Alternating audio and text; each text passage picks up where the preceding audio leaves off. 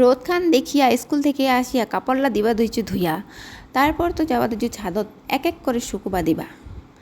এই যে দেখো কত সুন্দর একখান মেঘ, ইখান মেঘ দেখিয়া কাও কি কবে পানি আসিবে এলায় ঝিমঝিম করিয়া।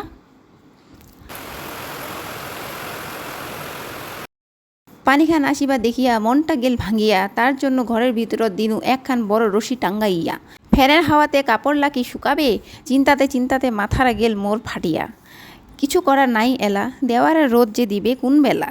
তারপর মোর বিটি আসিয়া কহছে একখান আলুর পরোঠা বানায় দে না, আজিকালিকার ছাওয়া গিলা খাবেনি ঘরের ভাত, বাহিরের জিনিস খায়া খায়া হইছে অভ্যাস। বেটি কোনু বস, খাবা হবে সব গিলা তাড়াতাড়ি করিয়া, যাবা হবে বিকালে টিউশন পড়িবা। টিউশন থেকে আসার পর ভান্ডা বর্তন মাঞ্জিয়া করিবা ধৈর্য অনেক রেস্ট। আজিকার ভিডিও খান এটি থেকেই শেষ।